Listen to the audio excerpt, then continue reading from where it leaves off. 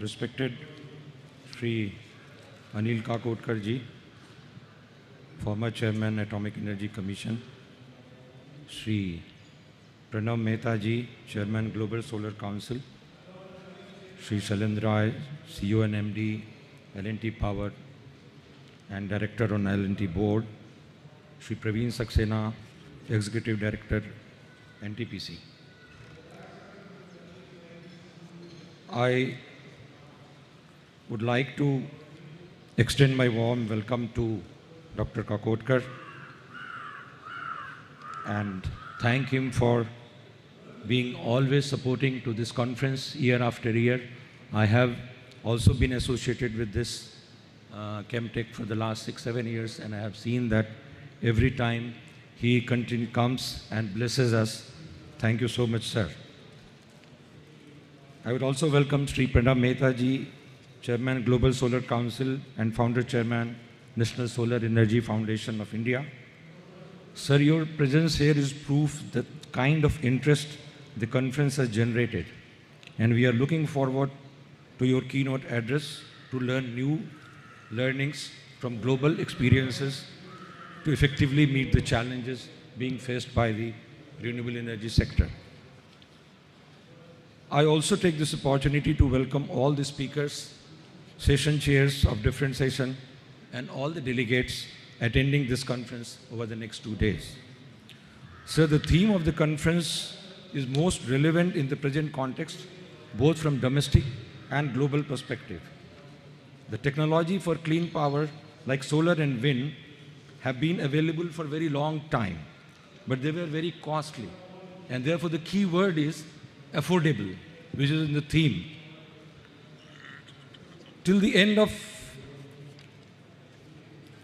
January 2020, India has installed 86 gigawatt of grid-connected renewable energy, comprising mainly of 39 gigawatt of wind power and 34 gigawatt of solar power.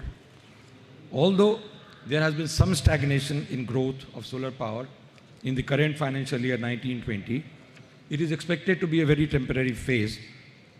The slowdown has been basically on 3 grounds: sharp drop in tariff, which has created doubt in the minds of financing agency as regards to the viability of such a low tariff over the next 25 years. B, on account of recent announcement by AP government of not honoring the solar PPAs signed during the previous regime, which has again created a certain amount of uncertainty. And the C, also over the confusion over the domestic safeguard duty of 15% that was imposed on import of solar panels in 2018 for a period of 2 years, which will expire in July 2020. Till July 19, developers were fighting legal cases to see that how the increased cost of the solar panel on account of the additional 15% duty can be passed on to their tariff. But as I said, these are temporary setbacks, and India is all poised to pick up again, and the solar capacity addition is going to increase in the coming years. Now, what are the challenges for this kind of a solar addition which we have seen? Typically, the share of renewable energy in the grid was 6.7% of the total generation in FY 2017, which is likely to be over 10% in FY 1920. Now, looking at the 10% figure, it doesn't look very alarming that it cannot be absorbed by the grid. And so what is the challenge? But if you look at the peak RE generation versus the peak of any particular day, then the challenge is very visible. On a typical day, in renewable energy rich state like Karnataka, I have a figure of one particular day, the daily peak demand met was 8,468 megawatt on 28th of August 2018. And the renewable energy peak on the same day was 4,285 megawatt. But mind you, the daily peak and the renewable energy peak, there was a time lag. So when there was a renewable energy peak of 4,285 megawatt, the daily peak at the daily requirement at that point of time was only 7,800 megawatt. Meaning thereby that 55% of the peak energy was being given by the renewable energy, which in other words means that the conventional power plant like thermal and gas, have to back down by 45% of their capacity in order to have no curtailment of renewable energy power. Now that is the biggest challenge which the country is facing today.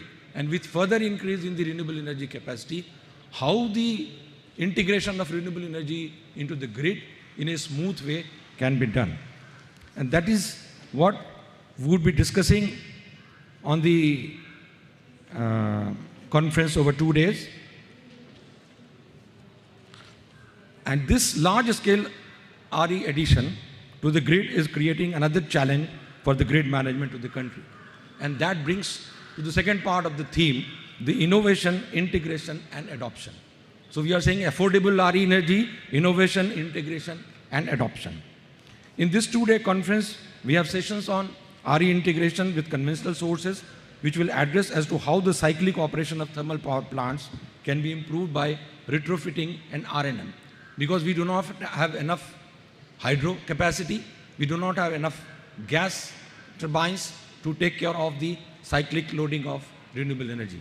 And therefore, the cyclic operation of thermal power plants, coal-based, how it can be done to accommodate more and more RE in the existing thermal power plants by retrofitting and other technological improvement is issue on which the session speakers will enlighten you. We also have sessions lined up on RE storage technologies, including forecasting and scheduling from experts in the field on how this can help smoothen the grid operations. Recently, Honorable Power Minister, Government of India has dedicated to the nation 11 regional energy management centers for effective RE integration. These REMCs will do real-time forecasting, scheduling of renewable energy and try to minimize the fluctuations to the extent possible. Another important change which is on the horizon and which is going to happen is the advent of electric vehicles in a big way. And what will be the impact of this on the grid? For example, in UK, the National Grid has forecasted that there will be up to 11 million electric vehicles on road by 2030. And what will be the likely impact of large-scale EVs on the grid?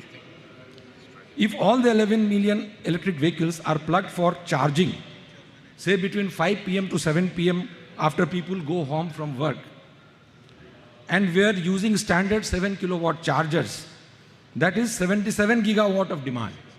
Between 5 to 7 p.m., 77 gigawatt of additional demand, that is UK's peak electricity demand more than doubling. We need to think in those terms as to what will be the impact of EV revolution on the grid in India as well. Smart charging could be one solution, where charging is optimized to match the grid supply and demand patterns to lessen strain on the grid and reduce the cost. But for that to succeed in our country, we need to have time of the day metering for domestic consumers as well as smart metering. We have session 3 on smart power, where experts from respective fields will share their knowledge. I'm sure this 2-day Power World Conference will be very useful for all the participants and will go a long way in finding solutions to present-day challenges due to large RE integration. I once again welcome you all for contributing in every way to make this conference very successful. Thank you so much.